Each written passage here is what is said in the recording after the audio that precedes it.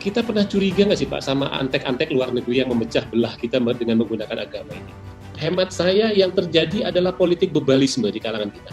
Kita bebal, kita nggak mau lagi mikir. Pokoknya saya dukung dia, pokoknya saya nggak suka dia.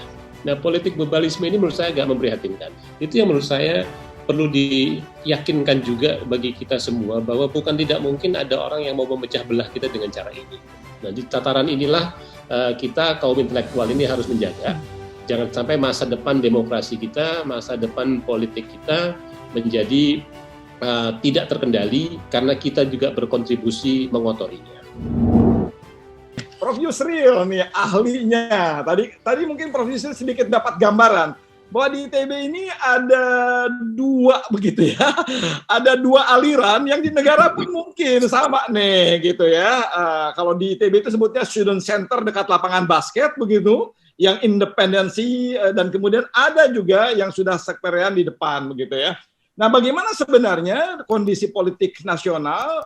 Apakah ini mengancam keutuhan gitu ya? Dan bagaimana kita mengembalikan ini? Prof. Yusril ini jagoannya nih luar biasa. Silakan Prof, 20 menit Prof. Baik, terima kasih banyak. Assalamualaikum warahmatullahi wabarakatuh. Waalaikumsalam.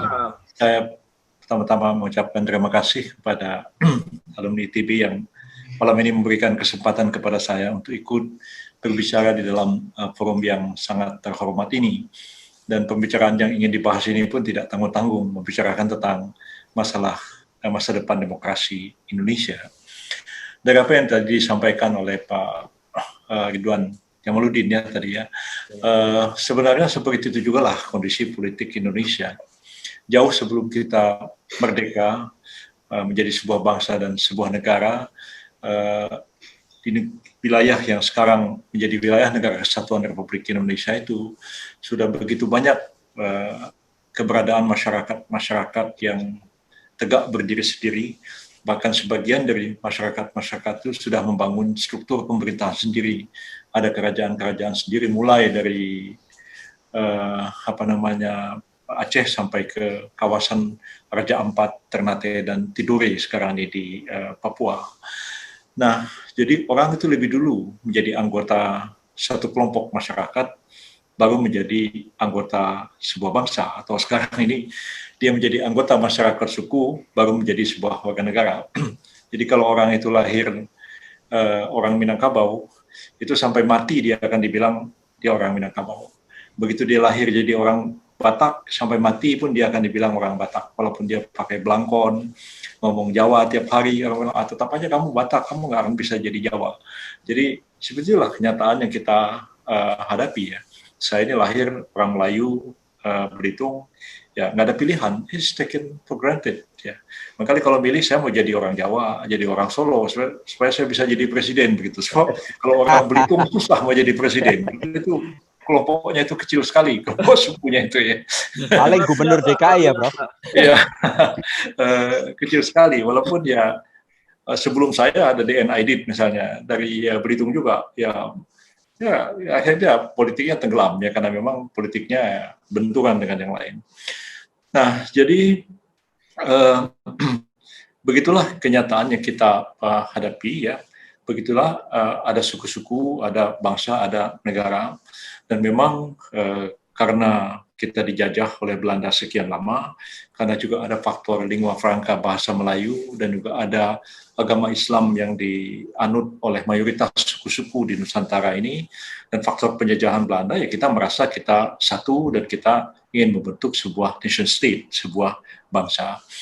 Makanya pada waktu zaman pendudukan Jepang itu para tokoh berkumpul untuk membicarakan masa depan Indonesia sesudah Jepang tentunya, maka ya berkumpullah tokoh-tokoh di Jakarta ya untuk membicarakan tentang masa depan Indonesia ini. Apakah nanti kalau kita merdeka kita mau jadi kerajaan, ataukah kita menjadi republik, ya, apakah kita ini negara kesatuan, ataukah kita negara federal, dan sebagainya dan sebagainya. Dan ketika terjadi perdebatan di situ itu, ya lahirlah dua kelompok seperti yang ITB tadi antara kelompok Salman dengan kelompok Student Center. Ya ternyata seperti dikatakan oleh Profesor Supomo, beliau mengatakan, tuan-tuan katanya, ternyata di BPU PKI ini ada dua golongan besar. Yang pertama adalah golongan tokoh-tokoh agama yang menghendaki Indonesia merdeka ini sebagai sebuah negara yang berdasarkan Islam. Nah, selain itu ya, ternyata di sini juga ada tokoh-tokoh yang disebut golongan kebangsaan ya, yang menghendaki Indonesia merdeka dengan pemisahan agama dengan negara. Nah, jadi antara secular state di satu pihak dan antara negara yang didasarkan Islam. Dan ini terjadi satu perdebatan yang cukup panjang ya, sengit ya, dan kelihatannya memang tidak bisa selesai perdebatan itu kecuali para kelompok ini berkompromi satu dengan yang lain. Dan kompromi itulah lahir Piagam Jakarta, lahir Pancasila. Itu adalah kompromi antara dua kelompok yang besar ini. Barangkali UI pun sama juga begitu. Ada kelompok HMI, ada kelompok GMNI, mengkali ITB, ada kelompok Student Center, ada kelompok Masjid Salman. Saya kira itulah nature politik Indonesia ini. Ada dua kekuatan politik besar di negara kita ini, Islam dan nasionalisme, yang mengkali dulu tahun 20-an Bung Karno menulis buku, menulis artikel ya tahun 24 ya, nasionalisme, Islamisme dan Marxisme. Marxismenya sekarang sudah tidak ada, lalu tinggallah dua kelompok ini. Tapi dua kelompok ini sekarang sudah tidak begitu tajam pertentangannya, seperti misalnya zaman orang tua kita dulu ya, bapak saya dulu ketua cabang Masyumi, DN Aidit itu satu kampung dengan saya, keluarga Pak Aidit itu ada yang Masyumi, ada yang PKI begitu. Terjadi benturan begitu, walaupun ya secara pribadi baik-baik aja begitu, tapi secara ideologi jelas sekali pertentangannya itu tajam sekali begitu. Sekarang ini boleh dikatakan pertentangan ideologi itu tidak begitu tajam seperti dulu. Jadi yang muncul sekarang sebenarnya kelompok kepentingan sebenarnya, antara kepentingan Salman, kepentingan kelompok Student Center. Sebenarnya juga banyak juga ahli politik mengatakan sebenarnya konflik antara Blok Timur Soviet dan Blok Barat Amerika Serikat sebenarnya pun juga bukan karena konflik ideologi, sebenarnya yang ada adalah konflik kepentingan. Jadi karena kepentingan lah mereka konflik ya, ideologi kadang-kadang menjadi pembenaran atau menjadi justifikasi satu kelompok untuk mengatakan ya saya berbeda sama Anda begitu. Jadi saya melihat sekarang ini perbedaan-perbedaan seperti itu tidak terlalu tajam ya. Ya saya ingatlah misalnya saya anggota MPR itu ikut dalam pembahasan amandemen UUD 45 walaupun hanya sebentar ya, karena saya terus jadi Menteri Kehakiman jadi tidak meneruskan sebagai anggota MPR. Dalam kabinet juga macam-macam, ada orang PDIP, ada orang Golkar, ada orang PKB, ada orang PAN, ada orang PBB. Tapi ketika sudah bersama-sama dalam kabinet, ya mereka merasa ini bukan urusannya partai lagi. Ini udah urusan kepentingan kita sebagai sebuah bangsa, dan kadang-kadang itu sudah meninggalkan perbedaan-perbedaan yang ada di antara mereka. Nah, jadi tahun 45 itu sebenarnya kita para tokoh itu sepakat kita mendirikan sebuah republik ya, bukan sebuah kerajaan ya. Jadi kalau sekarang ini ada debat-debat tentang khilafat di kalangan Hizbut Tahrir ya, walaupun saya pernah sebagai advokat membela Hizbut Tahrir di pengadilan ya ketika mereka dibubarkan oleh pemerintah, tapi saya mengatakan pikiran saya tentang khilafat itu 100% berbeda dengan pemikirannya Hizbut Tahrir. Ya, saya membaca pidato dari Dr. Sukiman Wiryosanjoyo, itu bekas Perdana Menteri kita tahun 1952 ya, ketika ditanya oleh Dr. Rajiman Widyodiningrat ya, apakah kita mau republik atau kita mau kerajaan? 8 orang dari Solo ya mewakili Mangkunegaran dan Kasunanan Surakarta itu menghendaki kerajaan. Sukiman yang juga asalnya dari Solo ya, Sukiman ini ketua Partai Islam Indonesia pada tahun 37. Sukiman itu ketua pertama Perhimpunan Indonesia sebelum Bung Hatta. Ya, Bung Hatta menjadi bendahara, ketua Perhimpunan Indonesia pertama itu Sukiman Wiryosanjoyo. Dia belajar kedokteran di Universitas Amsterdam kira-kira tahun 20-an pada waktu itu. Dan ketika pulang ke Indonesia, dia menjadi aktivis Islam, Syarikat Islam, menjadi Partai Islam Indonesia. Sukiman mengatakan ya, kalau memilih kerajaan atau republik, ya kami kelompok Islam, ya kami memilih republik, ya sebab khilafat di dalam Islam, ya itu lebih mendekati sistem republik daripada sistem kerajaan. Dan pendapat tokoh-tokoh Islam yang lain, Haji Agus Salim, Ki Bagus Hadikusumo dan lain itu, semua sama pendapatnya bahwa kita menghendaki sebuah republik dan kita ingin membangun negara yang satu untuk semua. Ya. Jadi satu untuk semua itu tidak berarti bahwa meskipun tokoh-tokoh itu mengatakan kita mau merdeka sebagai negara berdasarkan Islam, itu tidak berarti bahwa orang bukan Islam terus dieksklud, itu sama sekali tidak. Ya, pikiran-pikirannya itu seperti cukup akomodatif terhadap yang lainnya.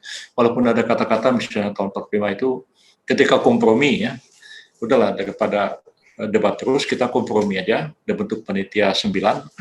Panitia 9 itu ketuanya Bung Karno, ya, yang lain-lain itu boleh dibilang 4 mewakili kelompok Islam dan 4 mewakili kelompok nasionalis kebangsaan dan 1 mewakili kelompok Kristen, yaitu misalnya Alexander Maramis, ya, yang kelompok Islamnya itu ada Ki Bagus Hadikusumo, ada Wahid Hasyim, ada Haji Agus Salim, dan ada Abi Kusno Cokrosiyoso, itu adik dari Cokro Aminoto.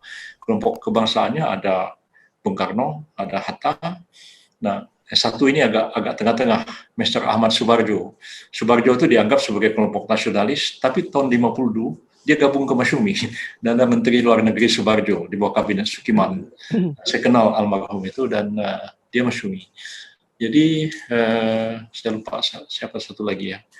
Ada 9 orang seperti itulah. Dan dia kompromi. Komprominya itu bukan negara Islam, bukan juga negara sekuler. Jadi Supomo bilang kelompok menghendaki negara berdasarkan Islam, kelompok yang menghendaki negara memisahkan agama dengan negara. Yang terjadi adalah negara berdasar atas ketuhanan dengan kewajiban menjalankan syariat Islam bagi pemeluk-pemeluknya menurut dasar kemanusiaan yang adil dan beradab.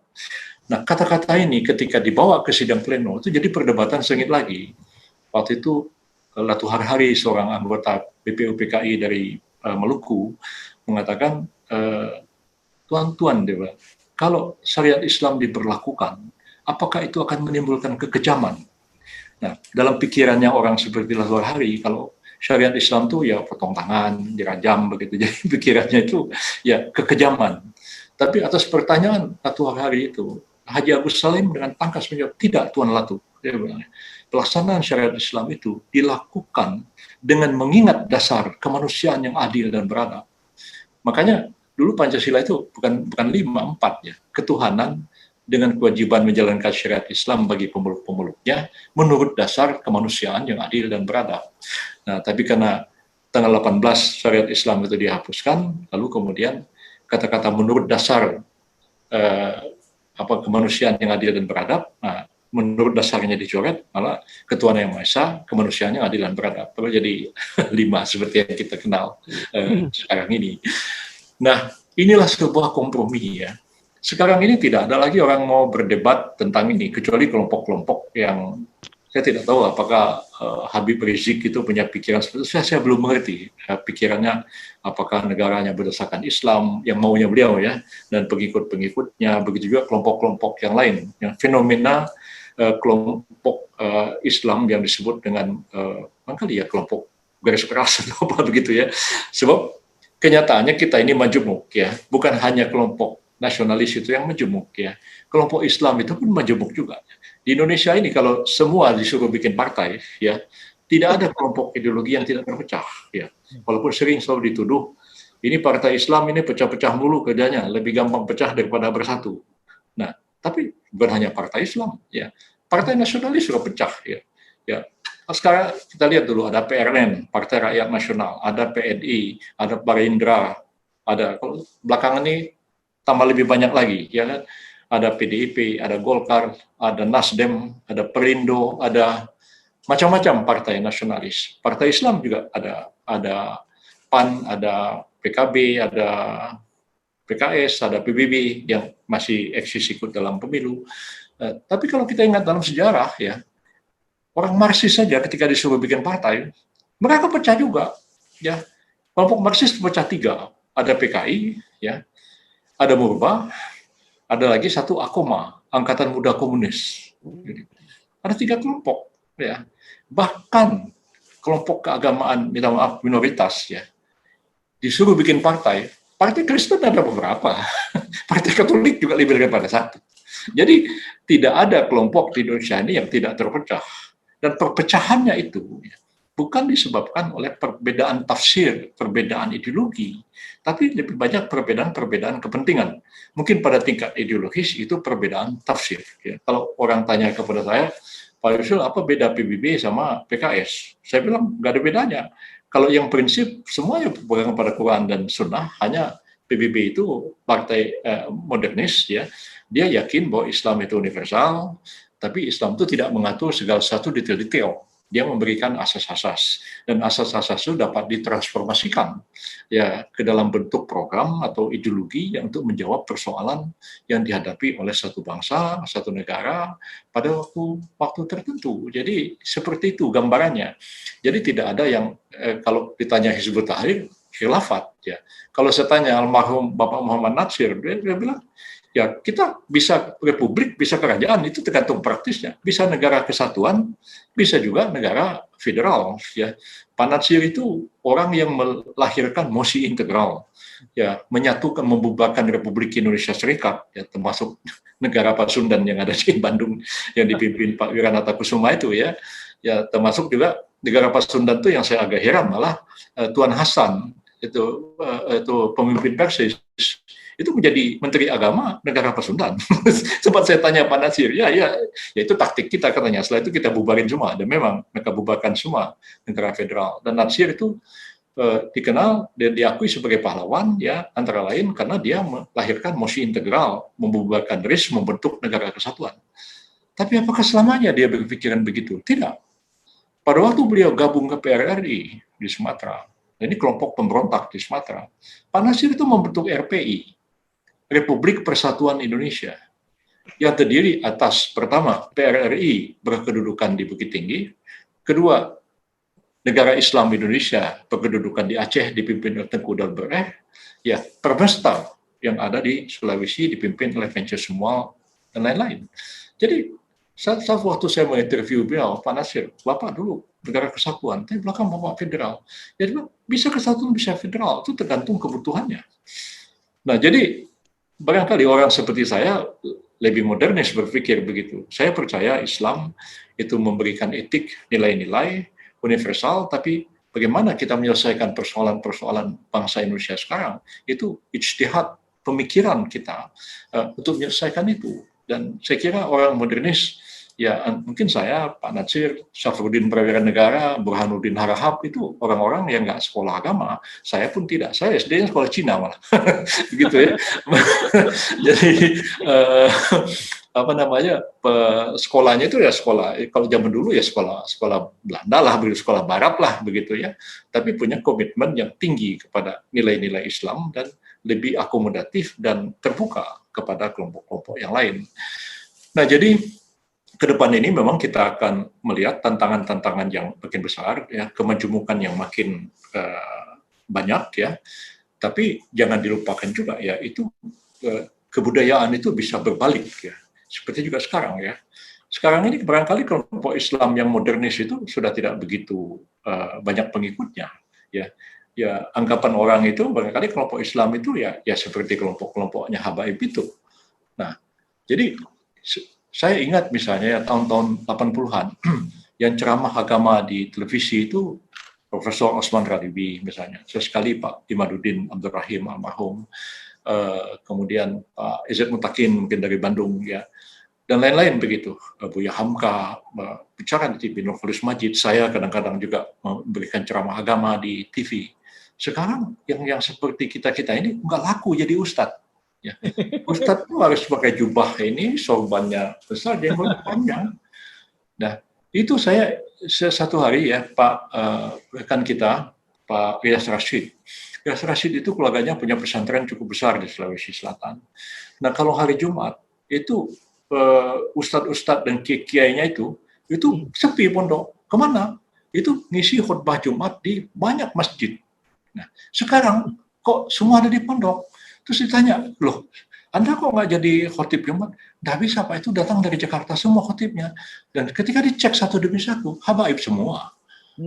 Nah, jadi tren perubahan agama jauh berbeda. Ya, saya ITB saya tidak tahu banyak, tapi saya lihat IPB di Bogor itu kecenderungannya fundamentalistik, pemahaman keagamanya sangat rigid, ya, sama sekali tidak berpikir modernis dan sangat kaku dalam menerapkan nilai Islam. Seperti ketahui Hizbut Tahrir itu basis yang terbesar itu ada di Bogor dan notabene ada di IPB begitu.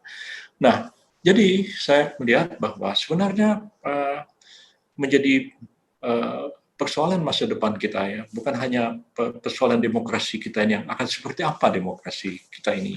Ya idealnya sebenarnya kembali kepada apa yang dirumuskan oleh the founding fathers tahun 45 itu. Kita membuat negara satu untuk semua, memberi ruang kepada kelompok Islam, memberi ruang kepada kelompok kebangsaan, memberi ruang bagi semuanya. Ya, tidak ada satu kelompok harus menjadi dominan, tidak ada satu yang harus memaksakan diri kepada yang lain. Ujung-ujungnya segala sesuatu itu harus diselesaikan musyawarah mufakat atau diselesaikan secara kompromistis, itu jalan yang terbaik. Ya. Tapi sekarang ini memang kita menyaksikan bahwa demokrasi kita khususnya setelah amandemen UUD 45 itu makin hari makin liberal, ya, dan sebenarnya lebih meninggalkan basic Pancasila itu sendiri, ya, kemanusiaan yang adil beradab, ya, kemudian asas persatuan, kemudian asas asas permusyawaratan, itu udah jadi saya sampai hari ini saya nggak begitu setuju adanya pilkada langsung seperti sekarang, ya.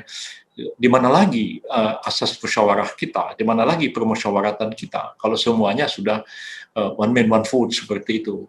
Jadi mulai dari presiden sampai kades, ya, seperti itu. Jadi agak khawatir saya melihat perkembangan demokrasi yang seperti ini.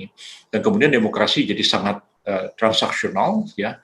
Dan pengalaman saya juga memimpin partai politik itu nggak mudah, ya. Partai politik itu mahal sekarang ini, biayanya, cost-nya tinggi sekali.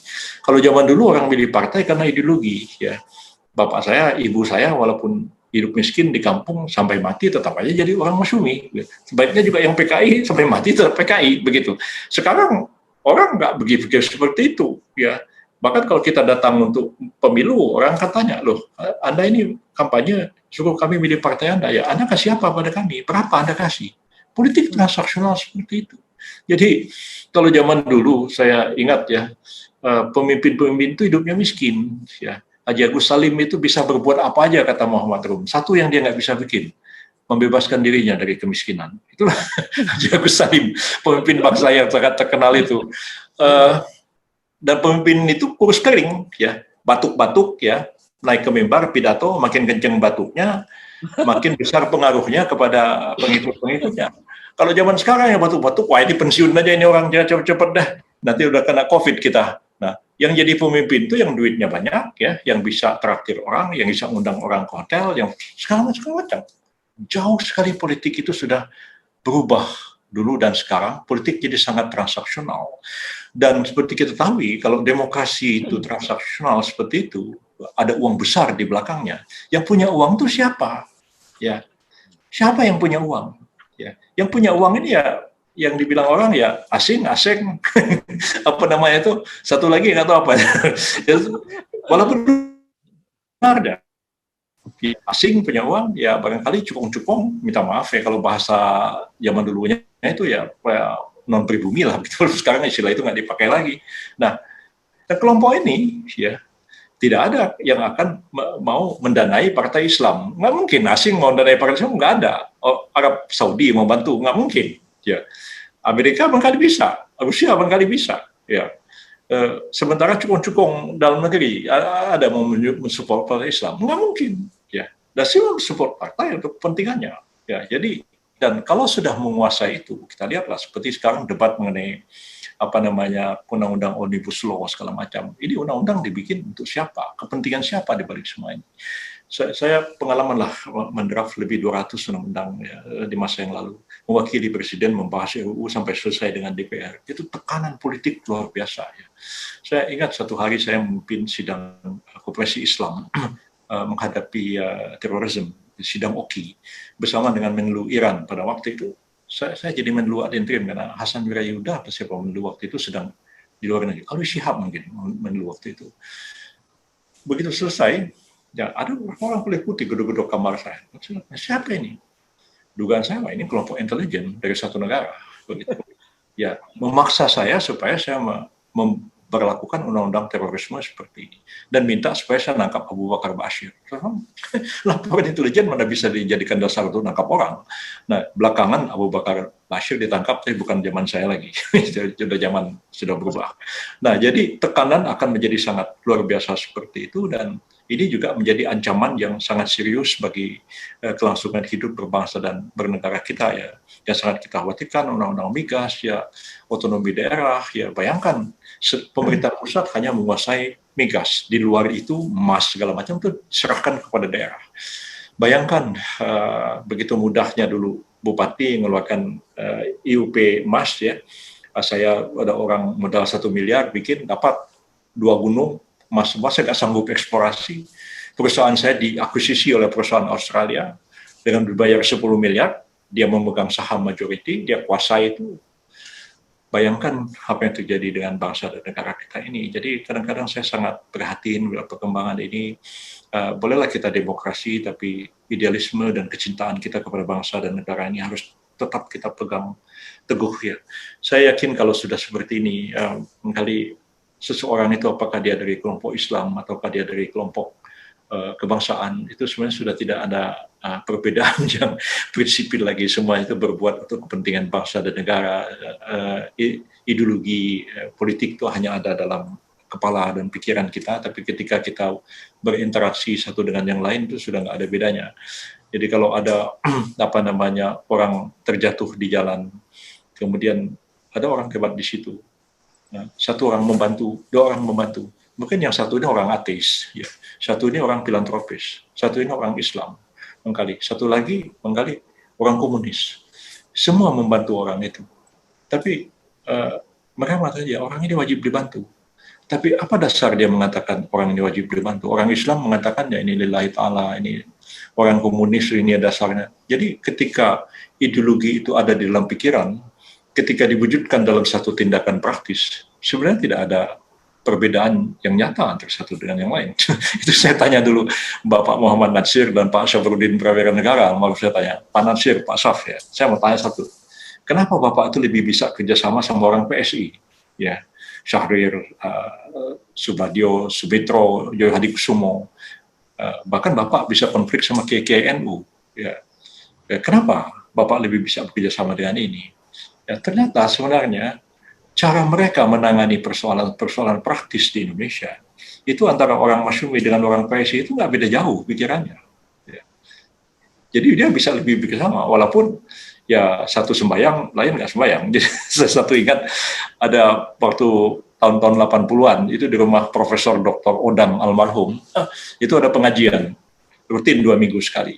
Lalu saya jadi sekretaris pengajian itu, ketuanya Pak Odang. Lalu diolok-olok orang itu pengajian PSI Masyumi katanya, karena yang hadir itu Pak Natsir, Syafruddin, pentolan-pentolannya Masyumi di situ, Bahdir Johan gitu, ya. Tapi orang PSI juga datang, Subadio, Sudarpo, Sultan Takdir Ali Syabana, Ali Sadikin juga waktu datang juga di situ. Jadi kelompok ini nyeletuklah satu hari Syafruddin, dia bilang, coba ya ini kan sudah tua ini, mau belajar agama, mau sembahyang segala macam. Coba dulu tahun 50-an, ya ini sembahyang. Barangkali itu nggak ada PSI, masuk Masyumi semua kalian, katanya. Jadi namanya itu, saya pun ketawa mendengar omongannya Syafruddin. Ini kalian yang ngaku-ngaku sosialis ini, katanya. Coba kasih tunjuk sama saya orang PSI yang miskin, satu aja, siapa yang miskin? Ini Sudarpo ini mbahnya kapitalis, katanya. Ini lagi Juhir Muhammad, ini mbahnya kapitalis. Mana ada orang PSI yang miskin? Jadi saya kadang-kadang ketawa juga. Ya. Menarik sekali begitu, nanti kita diskusikan. Jadi ada pengalaman-pengalaman real, kemudian konsep-konsep ideologis, walaupun nanti ada sebuah pertanyaan begitu, ya. apakah pertentangan ideologis lebih susah menyelesaikannya daripada pertentangan transaksional? Ini nanti kita lihat begitulah dari genrenya gitu. Tapi saya selalu senang tadi mendengarkan Prof mengatakan bahwa negara ini dibentuk untuk semua begitu. Kalau kita ingat ini pidatonya Soekarno menyatakan bahwa kita membentuk negara ini bukan untuk satu orang atau satu golongan, tapi semua untuk semua supaya negara ini menjadi kuat. Kalimat-kalimat Soekarno itu barangkali yang tadi kita harus kuatkan kembali proses kebangsaan kami. Bung Ridwan bilang ini politik apa? Jadi kalau di Student Center itu ada istilah kita bukan politikus, kita bukan politik praktis, tapi kita hobi politik aja kok. Jadi kalau bandar itu kata ketua partai mau maju itu perlu duit yang banyak gitu ya. Betul.